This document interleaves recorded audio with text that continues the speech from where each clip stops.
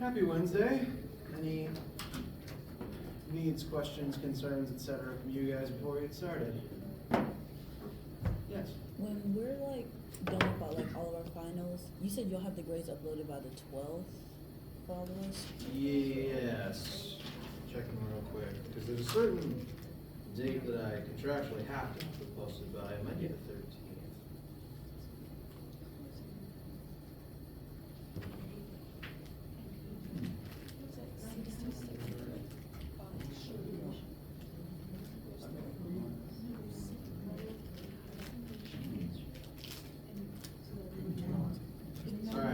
Grades are due in by Friday the 15th. I would be shooting personally to have them finished by Wednesday the 13th.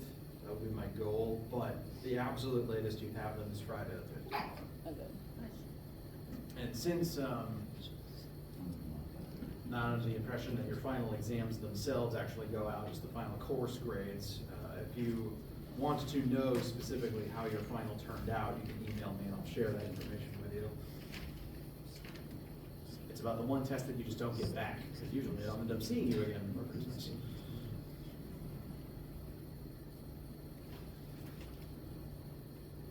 Anything else on your minds? Yes. When should we expect the practice exam? I'm planning on arranging that today, so, well, this afternoon, which means that we'd be able to talk about it in class on Friday. Now, whether or not, it'll be posted between today and Friday. In fact, let me double check real quick, because I don't remember if I handed the old one or not.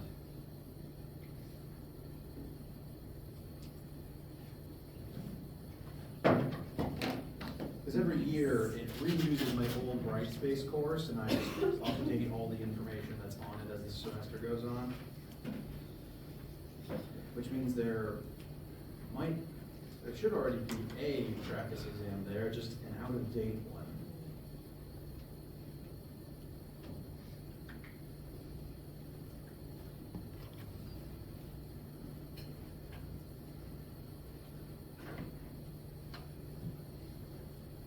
Yes, there is. It's just, it's dated to last year.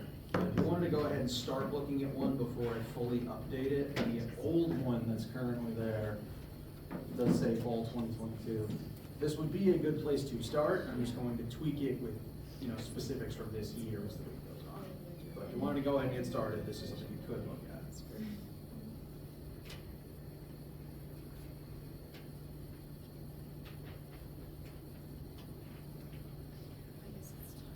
Anything else right now? Makes me all right. Warm, I hope. All right. So let's continue on with chapter 10 for today. A couple more wave and simple harmonic motion related things I'd like us to cover before the end of the week.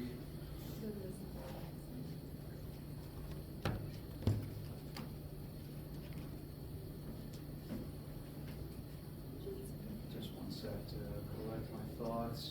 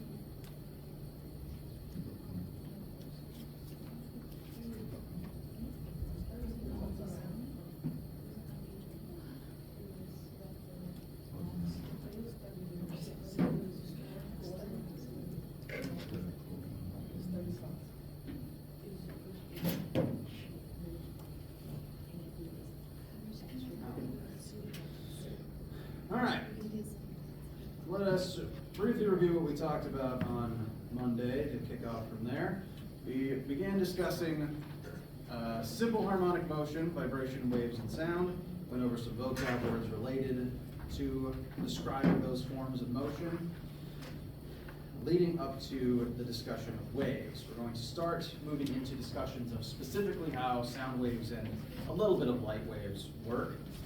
Let's begin by remembering that every type of wave has a specific set constant speed depending on the wave type and the medium it is currently traveling through. Every wave type has a specific constant speed depending on those specific factors. And so every frequency of sound travels at the same speed through the air as long as the air is unchanged.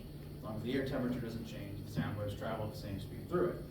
And this usually means that every frequency of sound has a specific corresponding wavelength such that they multiply together to create the same speed. The same speed of sound has a bunch of different frequency wavelength pairings to create that same speed.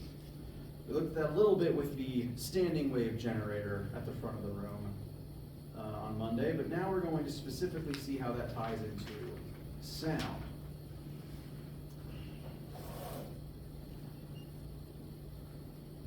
So, using the same formula, wave velocity equals frequency times wavelength, we're going to assume the speed of sound to be a constant 343 meters per second. That can change based on air temperature, but 343 is the usual assumption on planet Earth given a temperature of about 25 Celsius and standard atmospheric pressure. If this is our assumed standard speed of sound, we have three frequencies of sound currently listed on screen. 20 hertz, which is the absolute lowest sound that any human is allegedly capable of hearing, the absolute lowest pitch, the bassiest bass tone. Next is 6.25 kilohertz. This is, a possible average speaking voice. Speaking voices tend to range anywhere from 2,000 to about 15,000, just depending on the individual.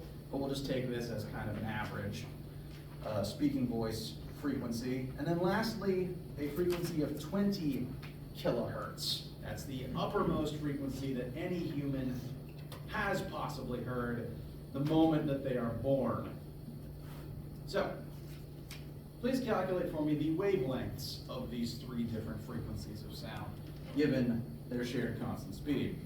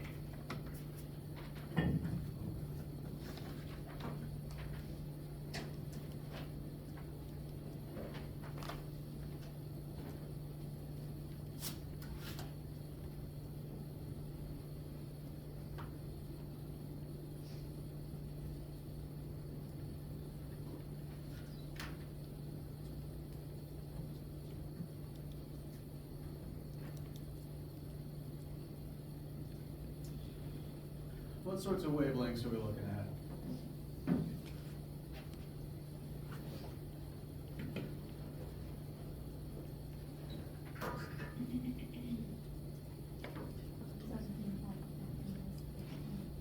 All right, and that does come out in units of meters.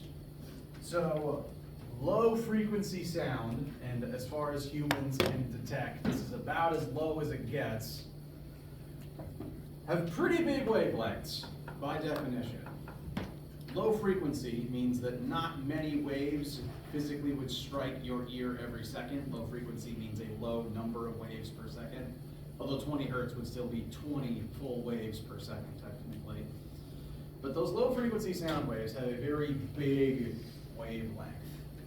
And I'll talk more about what that means in a second. First, what are we looking at for the human speaking voice frequency?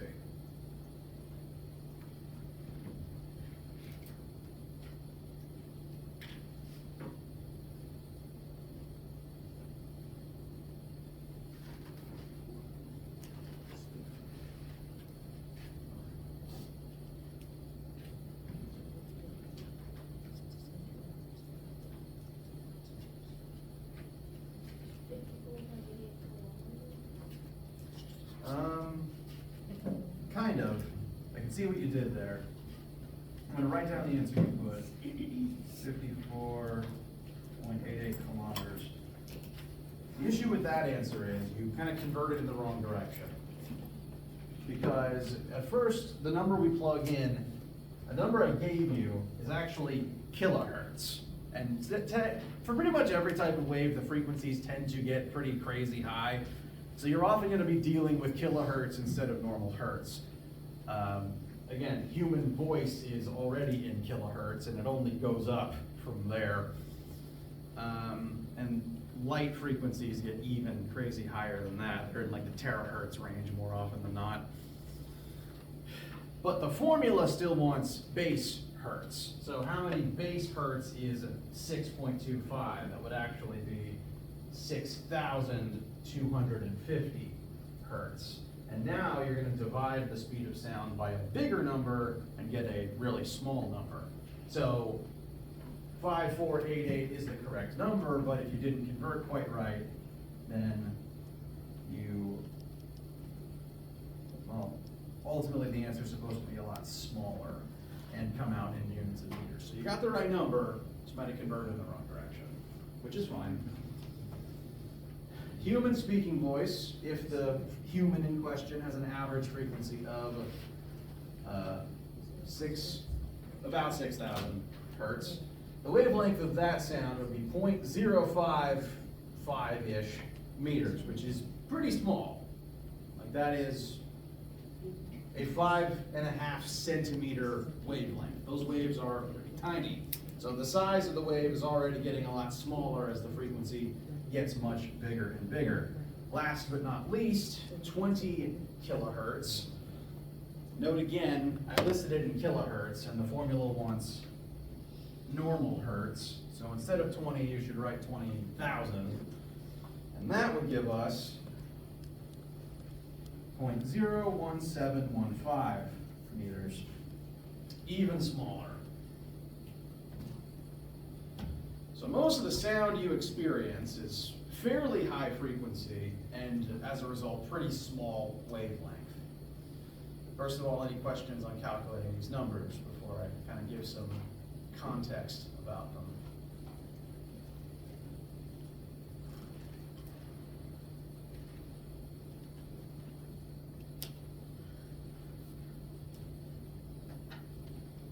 All right.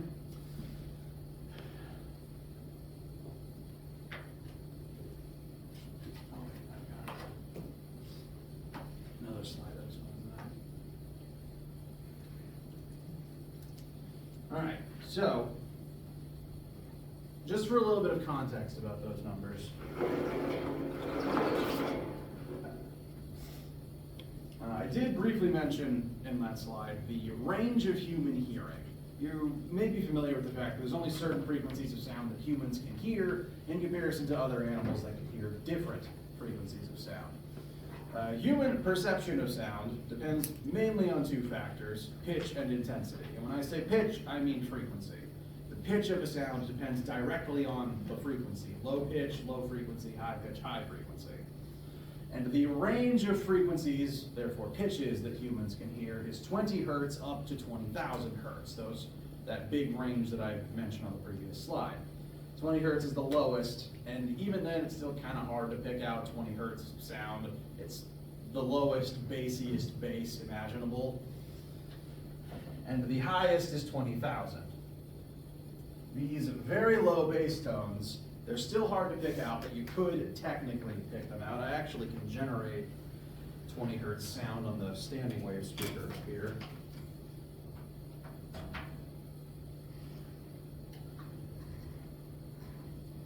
So, I'm just going to increase this thing slowly. Right now it's at 1, and we've got the amplitude cranked up as high as it can go. Try to ignore the vents. Can you hear this? No, it's not a trick. Humans physically can't hear below 20. And now I'm just going to slowly increase.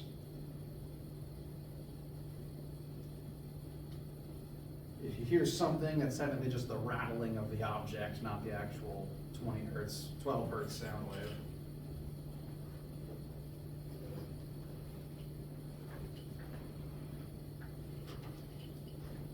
Technically, there's something there, but it's really soft, especially if you're in the back row, so I'll go up a little more.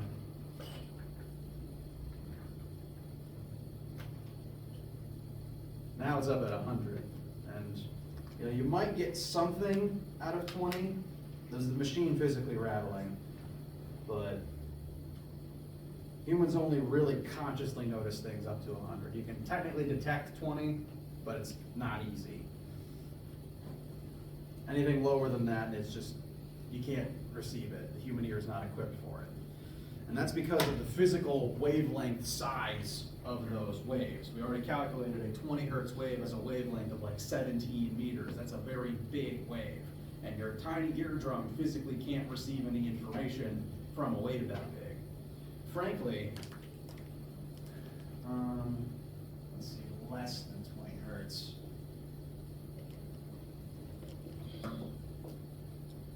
20 hertz and anything less than that, frequencies less than 20 hertz are called infrasound. The prefix infra just means below. So infrasound is sound that is too low for a human to hear. Infrasound can actually hurt you because the physical wavelengths of infrasound are so big. There's a massive wavelength colliding with your body if you are hearing infrasound. And the dangerous part is you can't hear it. If you are being bombarded with infrasound, you won't know it until you start getting nauseous. That is a thing that has happened before. People have figured out that infrasound can harm humans, and they have developed infrasound cannons to aim at humans to make them unwell. It's not good. So, avoid sound lower than 20 hertz. It's kind of hard to tell that it's there, but, do your best. On the opposite end of that, the highest range of human hearing is 20,000 hertz, and you were only able to hear that when you were an infant.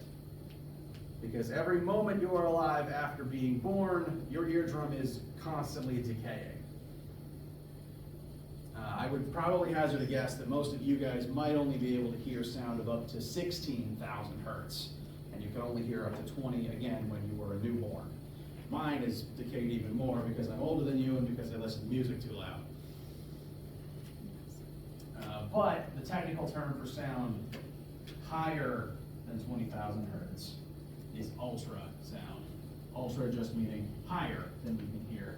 And it's the same ultrasound as is in, baby examining machines. And ultrasound doesn't hurt us. Sound waves have wavelengths so physically small. Again, teeny tiny wavelength.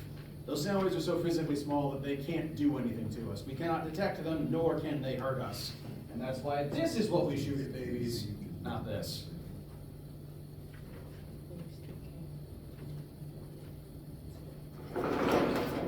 For context, this is the dog range of hearing, 40 to 40,000.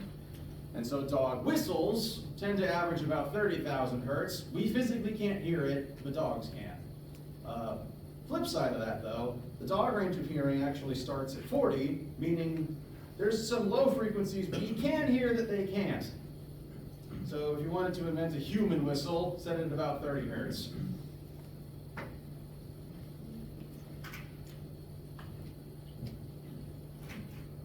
Main thing I'd like you to just know here is, again, specific frequencies correlates to specific wavelengths. Every 60,000 hertz sound you've ever heard has the same wavelength, because the same frequency and the same wavelength have to multiply together to create the same wave speed.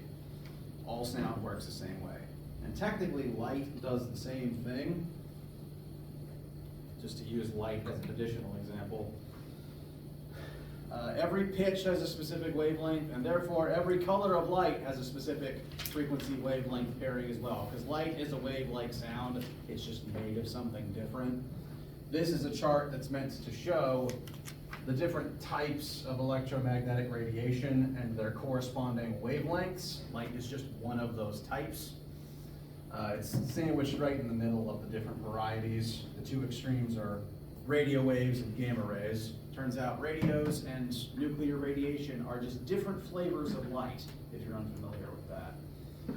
And this chart in your notes just kind of mentions the corresponding wavelengths to frequency relationships for the different perceivable colors of light. The wavelengths for light tend to be in the nanometers, and the frequencies tend to be in the terahertz, because light is just so fast, like the velocity is just so much bigger, that it creates a pretty drastic pair of the frequencies to wavelength ratio. But every color you see has a different frequency, like how every sound you hear has a different frequency.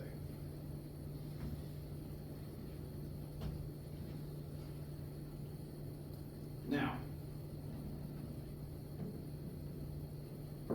questions so far?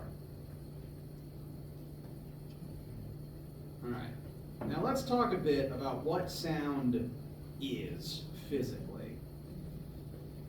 There are different varieties of waves, sound being one of them. Whoops. And what sound physically is depends on, well, sound is defined kind of by what it is and how it behaves in the medium it's currently traveling through. There are two main descriptions for types of waves, and each of those two types of waves have two different shapes. First, let's talk about wave shape. There is the transverse shape of wave, which is the shape you're arguably used to thinking about as a wave. You know, the sinusoidal wave function that you probably draw and see in the ocean and things like that. This shape is called transverse wave. And this type of wave, if it's traveling left and right, oscillates up and down. It's defined by the oscillation being perpendicular to the axis of travel. The other shape is longitudinal, and that type of wave shakes in the same axis as travel. This is the type that sound is. It's not actually a transverse wave. Sound is a longitudinal wave. Light is a transverse wave, as is ocean waves, but sound and technically seismic waves too, most of the time, tend to be longitudinal waves. They shake in the same axis as travel. As this relates to sound, what that means is when you speak and you put energy into the air, you kind of create a little forward-facing ripple, and it does vibrate in the same direction as travel. It's a little forward ripple that travels forward. So it doesn't cause the air to move up and down, it causes it to move back and forth as the ripple travels out from it. So if we were to categorize sound wave, it would be longitudinal in nature, but more than that, sound waves are not just longitudinal, they are mechanical waves. There's two shapes of waves, longitudinal and transverse. But there's also another description you can use for waves, that being whether they are mechanical or electromagnetic. So there's kind of the shape of the wave and the form of the wave. Shape is longitudinal or transverse. What direction is it shaking in? I'll try to redraw those images. Transverse shakes up and down while traveling forward. Longitudinal shakes back and forth as little pressure pockets in the same direction as travel. So again, sound does this. It's a forward-facing ripple, not an up and down shaking thing like the ocean. That's because it's a pressure wave. It's literally pockets of high to low pressure, high and low density air striking your ear to make it shake in and out, not up and down. So the shape of sound is longitudinal, but the nature, the physical structure of a sound wave is mechanical. Mechanical waves require a physical medium in order to exist in the first place. I mentioned on Monday that the speed of a wave depends on the medium it is traveling through. The definition of a mechanical wave is that it requires a physical medium for the energy to travel through. All mechanical waves require a physical medium to exist at all. And this is why there's no sound in space. There's no medium for the sound to travel through. The space is a near perfect vacuum. So there's just no medium for a mechanical wave to travel through. So that's why in the movies, they might mention, you can't hear in space. The other physical structure that waves can have is called an electromagnetic wave. And that's a wave that doesn't require a medium, because not a physical medium anyway, because the wave itself is made out of a little electromagnetic photon that is self-contained.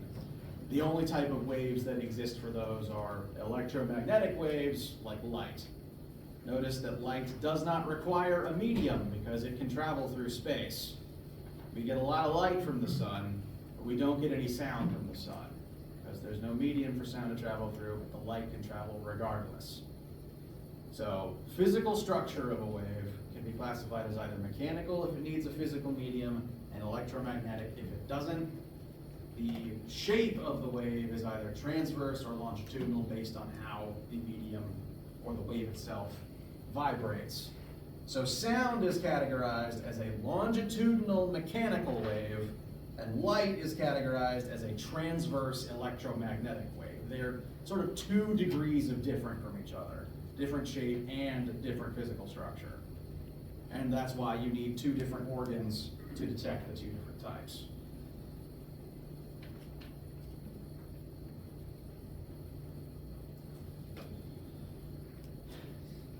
Questions so far?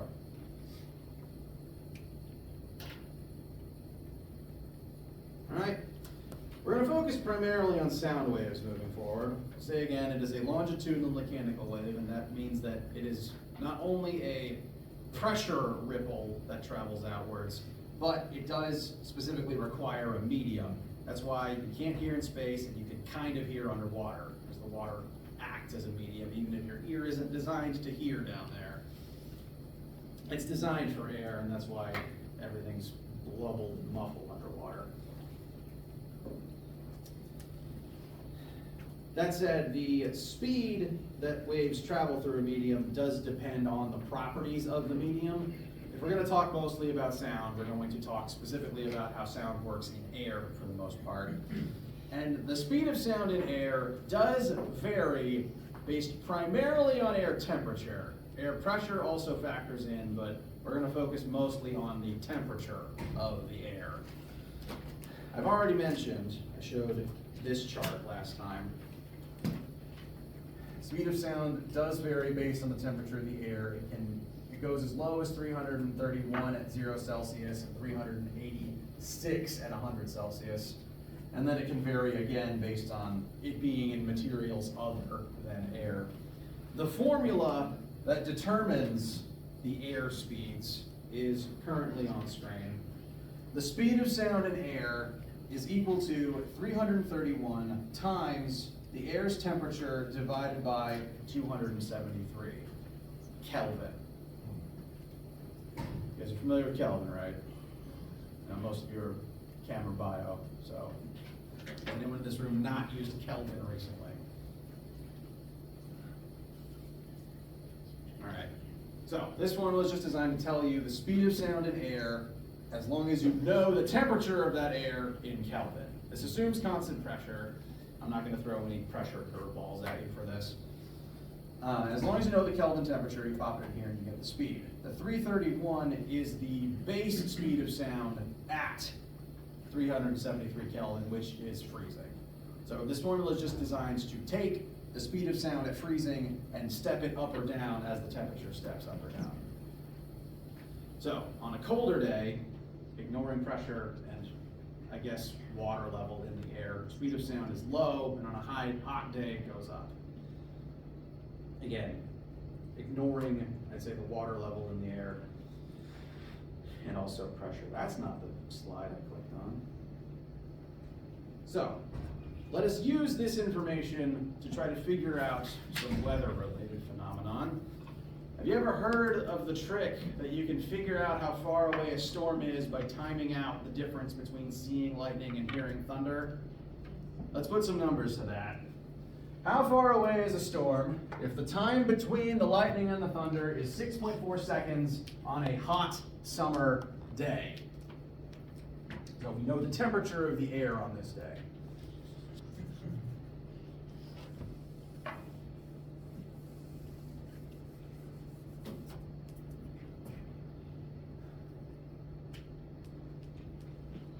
So, watching a storm, you see the bolt happen off in the distance, and you begin counting. It takes 6.4 seconds for the sound of the bolt, the sound of the thunder, to hit your eardrum. We're going to assume that the light travels basically instantaneously, given that the speed of light is 300 million meters per second, and therefore light just travels so fast that the human perception just perceives it as instant. So we're going to treat the light from the lightning as reaching you instantly, and the sound is going to take time to catch up, specifically this much time. And we want to know the physical distance between you and the lightning bolt that created the sound. No time, we want distance, and to do that, we're going to have to figure out the speed of sound on a 32 degrees Celsius day. That's a little hotter than room temperature, so the speed of sound should be higher than normal.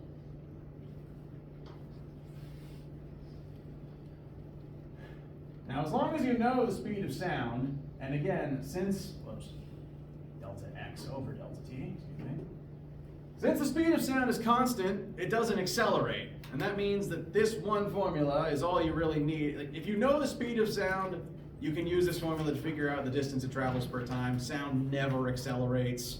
That speed never changes as long as the air, that speed remains, as long as the air temperature remains constant, I should say. Sound never undergoes an acceleration unless the temperature is changing. So as long as everything is sitting constantly at 32 Celsius, there's no A. We can just use this formula to figure out displacement and time. We know time, we want displacement. We just need to figure out the velocity of the sound real quick. So as per the previous slide, V equals 3, this is specifically speed of sound. This formula only works for sound waves. V equals 331 times the square root of current temperature over 273, excuse me. So what temperature should we plug in on this hot summer day?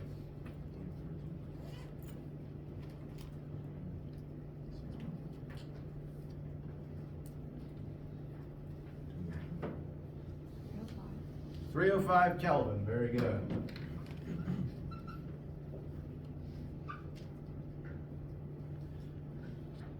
If it's been a minute, recall that to convert Celsius to Kelvin, you add 273. The scales are the same, they're just offset by that value to define absolute zero. So the Kelvin temperature on this hypothetical day is 305. That is what you would plug in. And therefore,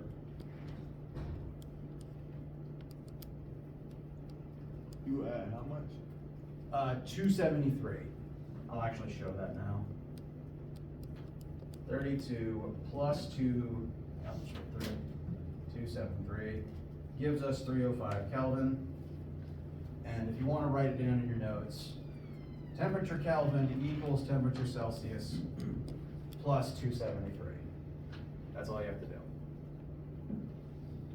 So, I've got, for the speed of sound on a hot day,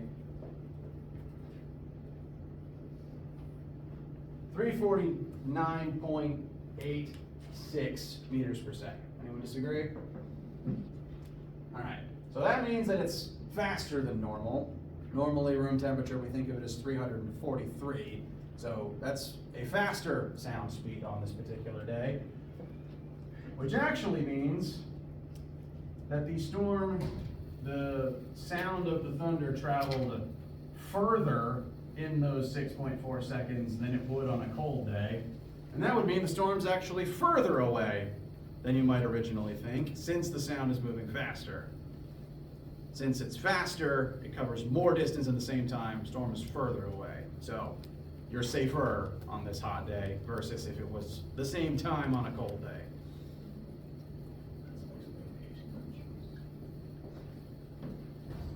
So times 6.4 seconds. This lightning bolt struck about 2,200 meters away, about 2.2 kilometers. So this storm is not on top of you, several miles out. And if you keep timing for the lightning bolts and thunderclaps, you can figure out if it's moving closer to you or further away from you.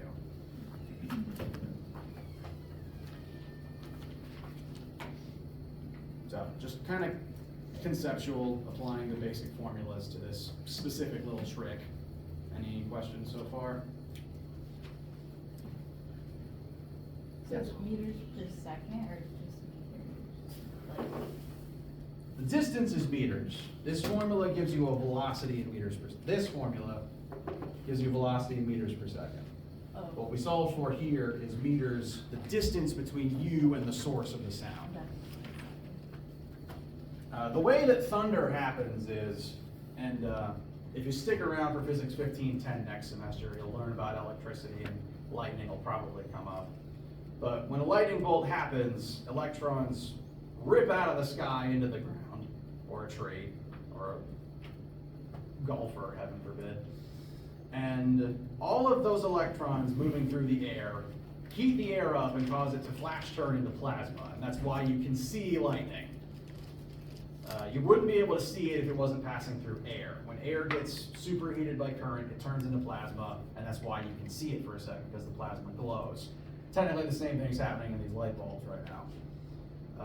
The air turns to plasma, it lets off light, and the light travels from the bolt to your eye near instantaneously, as far as humans can tell, because the speed of light is just, a million times faster.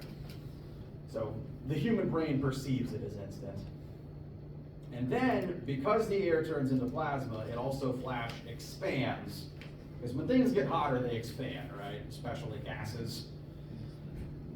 So when the air turns to plasma, it expands. It's not only glowing, but it's taking up more space than it's supposed to. And that mass expansion, which happens technically faster than sound, creates a literal sonic boom that then races out from the source. So you see the lightning because the air is plasma for a second, and that's kind of why you can smell ions during a storm. And then, because the plasma expands, it lets off a sound wave, and you hear the thunder some number of seconds later. But if you see the bolt and hear the thunder immediately, that means that the bolt happened right on top of you, and you should run. Any issues with these concepts? All right.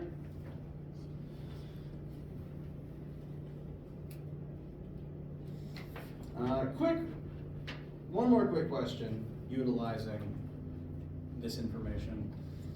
Just because I want to point out a technicality if there's an echo involved. Another trick that people use with sound is they will scream into a cave and wait to hear their echo to figure out how long it takes the sound to travel in and back out. So you can figure out the depth of a cave or a hole if you use this trick. On a 0 degrees Celsius day, you scream into a cave and hear the echo 2 seconds later. How deep is the cave? On a 0 degrees Celsius day, which is technically 273 Kelvin, the speed of sound will be 331 meters per second. So you want to figure out the distance the sound travels in 2 seconds moving at this speed.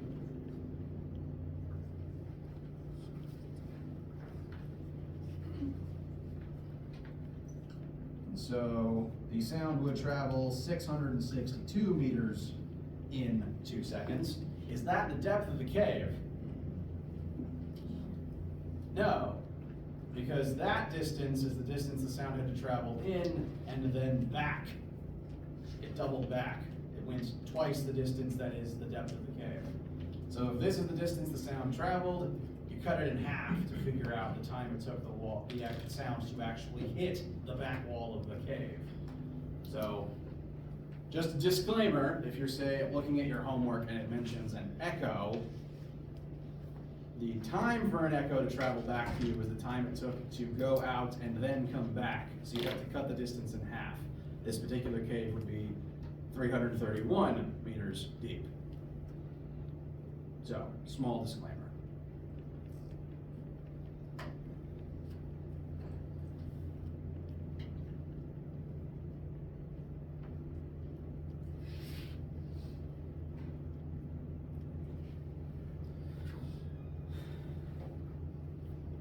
We're about out of time, so I'll just introduce the last math, the next sound concept, and we'll probably use the math next time. This is a very conceptual based week. I enjoy wave mechanics. Yes? Is there gonna be like a conceptual question on the final, or is it gonna be more math? I would aim towards the math. Okay. I would say one question involving wave speed and also this thing. So I'll introduce this today and we'll review it on Friday.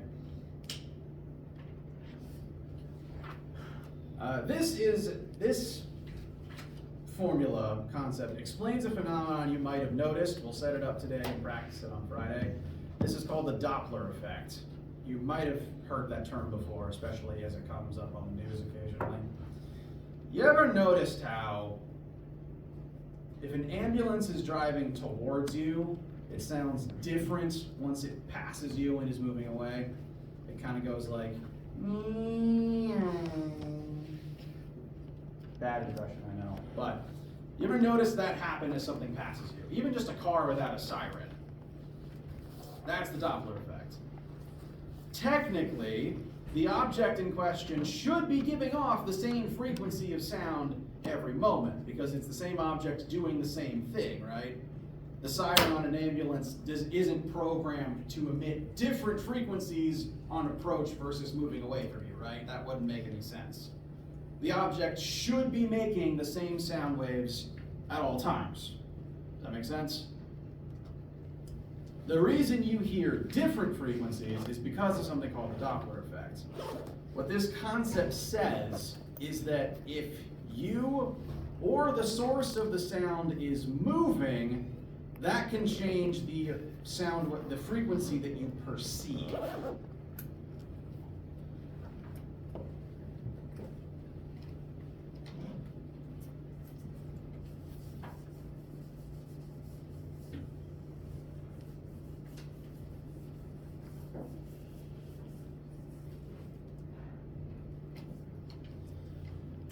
So say you are standing totally still, you're not moving, and very bad drawing. You see a parked ambulance. It's not moving yet, it's solely parked. Both you and the car are not moving. The ambulance, say, is designed to let out, 100 hertz sound, just to give a round number. Since the speed of sound is constant, 100 hertz sound is meant to have a very specific wavelength. We calculated wavelength and frequency pairings. Sound of this frequency should have a very specific wavelength, and that means that each wave should be the same wavelength apart. But something weird happens if the car is moving, because it's constantly going to emit the sound while it's moving, and if it is moving towards you, the ambulance is going to constantly be moving closer to the wave it just made. The waves are faster than the ambulance. It's not going to pass the sound waves, but the ambulance will constantly get closer to the wave that it just made. And that means that the next wave gets made closer to the previous one than it's supposed to. Normally, each wave comes out the same distance apart, but if the ambulance is moving towards the wave it just made, that new one comes out closer to the previous one than it's supposed to. It's kind of like if the Flash threw a football and then ran after it to catch it.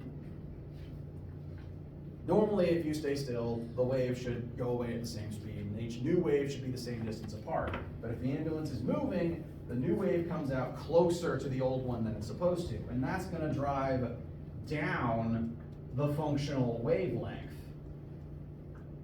I'm just going to say wavelength over 2 to mention that the waves are now closer together than they're supposed to be. And if the waves are closer together than they're supposed to be, that drives down the wavelength, and that drives up the frequency. The physical machine is doing the same thing, but the sound waves get bunched up, and that drives the frequency up, so it's higher pitched when it's moving towards you.